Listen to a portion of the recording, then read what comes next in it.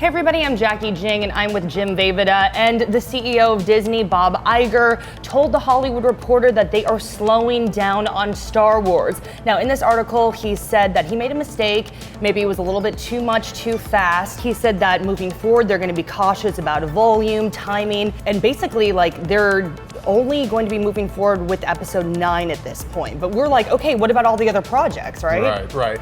There have been a number of officially announced Star Wars projects.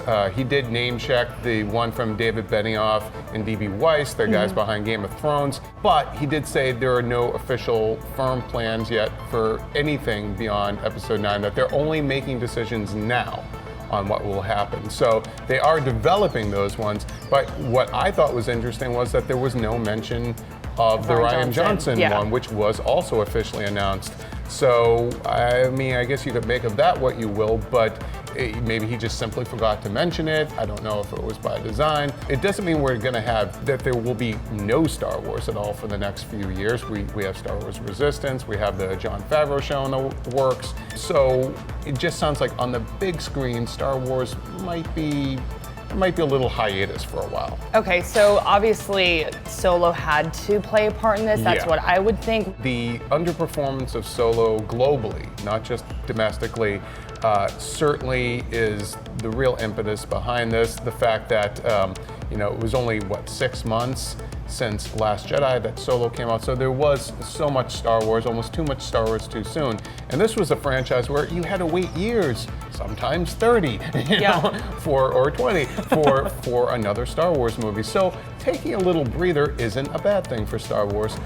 It also, this is a very different marketplace. Star Wars isn't the only game in town anymore.